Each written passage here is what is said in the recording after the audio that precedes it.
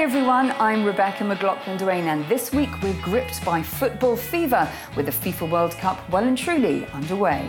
We'll meet the regional fans who've supported the Arab teams who qualified for the tournament. Plus, we speak to a professional video gamer in the UAE who's turned his hobby into a lucrative money-making enterprise.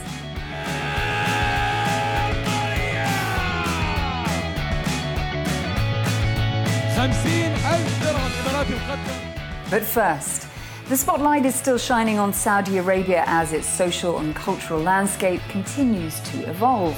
Darlene Hassan travelled to the kingdom to find out how the opening of a theatre was music to the ears of the nationals.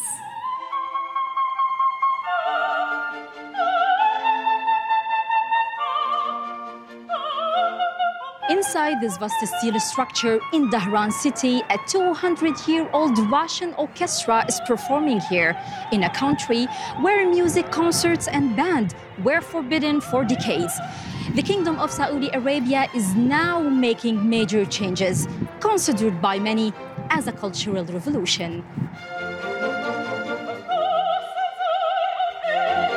The musical uprising is taking place at the Ithra Theatre, hosting its first international musical performance, attracting Saudis from all over to witness this new page in the kingdom's history.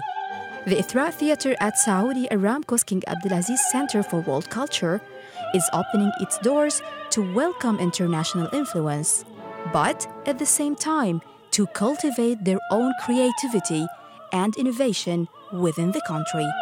When we started the thinking of the creation of this center, the cultural center, our target was to change from being a culture of consumption of creative contents to a culture that will contribute to the creation of these contents, not only locally but globally.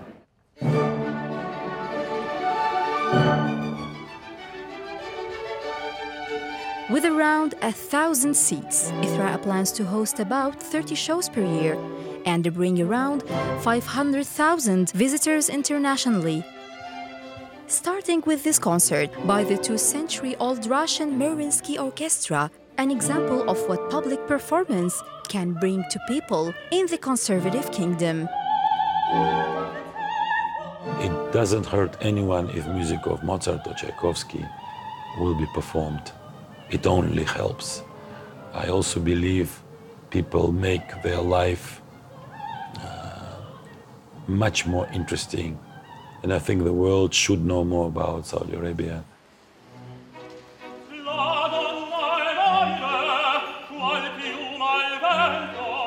After leaving a moving performance, I ran into an unlikely guest at this classical act. Rock performer Lamia Nasser, who was once the leader of Saudi's first all-girl rock band called Accolade. With the hit single Pinocchio popular in Saudi's underground music scene in 2008. Did you ever listen to your heart? It will tell you that we're falling apart. But surprisingly, Lamia has never performed publicly, mainly as a result of Saudi's rule previously forbidding public concerts, especially for an all-girl group. It is a challenge as a Saudi female that I never sang public. Maybe I face stage frightened, maybe it's going to be not that easy for me to achieve, but I want this to happen. Now she's joined a new group at the start of 2018 called Wolfram. In collaboration with the Saudi group, they are practicing to create a new album and have plans to perform on stage within the year. Back in the day, it was a little bit difficult. Like, you want to say that I'm a singer, and at the same time, I have to remember that I'm a Saudi. We are witnessing a massive change. We are witnessing an acceptance for any types of art. Do my work, do my dirty work, scapegoat. Do my deed, for you're the one who shared. Fans of the beautiful game in the region have been glued to their TV sets, watching the Arab countries who have earned their spot in the World Cup. Abdul Karim Hanif went along to meet the supporters and a Jordanian footballer who's tipped for big things. Football fever is in full swing, and millions in the Middle East and North Africa have come out to celebrate the 2018 FIFA World Cup action. Over 3.2 billion people watched the last World Cup in 2014, according to FIFA. For the first time in the World Cup's 88-year history, 4 Arab countries joined the list of 32 nations. This year, Saudi Arabia, Egypt, Morocco and Tunisia competed on the global stage. And it's been 2 decades since countries in the Middle East and North Africa have had similar representation. For FIFA superfans in the region, this is a dream come true. I'm 51 and I saw Egypt in the World Cup only once before. I thank God I saw it another time now. My hope is like Emirates to come to the World Cup. Yes, they went already to the World Cup in 1990, and I really wish like they come again. Here in the Middle East is a deep-rooted passion for football. And for its emerging talent, the pathway to stardom begins right here at these youth academies. In the UAE, there are over 6 youth academies affiliated with top European football clubs. Among them is Spanish League's La Liga Academy in Dubai, training boys younger than 12 up to 18 years old, with 5 players that trained here earning trials with clubs such as Malaga, Cadiz and Almeria. Grooming them to land these professional contracts is David Iglesias, the former head of Real Madrid Youth Academy. He says the region has raw talent, but that alone won't make the cut. We will go in August, travel to Spain. This is focus in the scouting. We will go with one team under 14, one team under 16, and one team under 18. Total around 60 players, 21 days in Spain. When finish our travel, some, maybe 5, 6 children, I don't know, continue in Spain to live the Spanish. This is our objective. Close to earning his first professional contract with a Spanish club is 18-year-old Jordanian national Ahmed Salam. After 2 trips with the La Liga HPC squad, he's now under the radar of Malaga to play as a right winger for the youth squad. I just came back from Spain. I went with the Deportivo Ejido with the under-23s and the first team.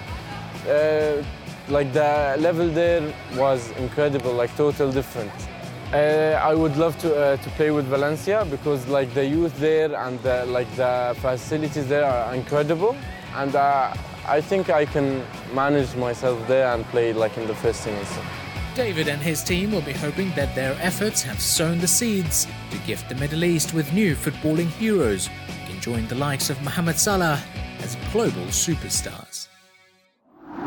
The popularity of electronic sports and professional video gamers in the Middle East and North Africa is growing at a steady pace.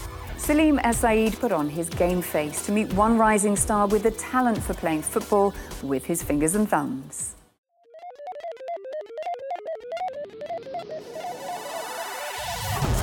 Parents, be warned.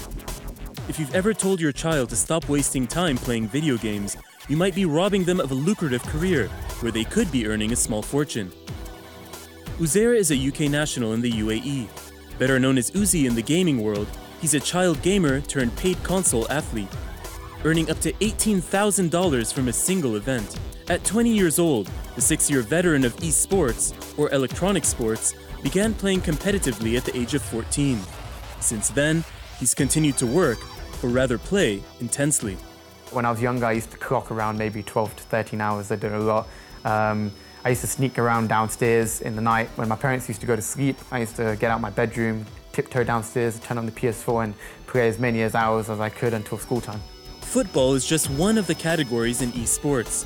Others include martial arts fighting games and what are known as first-person shooters. The popularity of the genre continues to grow, and the Middle East has produced some of the world's top competitors. And in football, Abdelaziz El Shahri from Saudi Arabia won the 2015 FIFA Interactive World Cup. In 2017, the revenue from the Middle East gaming industry was nearly $3 billion, with the biggest markets including Turkey, Saudi Arabia, Iran, and the UAE.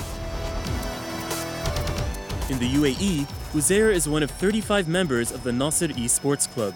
Like Manchester United in real football, club members have contracts and travel internationally to compete against thousands of other enthusiasts at huge events.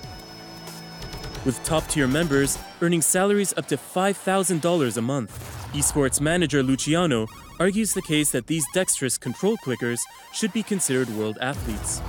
Can you really put a guy playing 8 hours a day video games in the same basket as a professional athlete working all his life to go to the Olympics?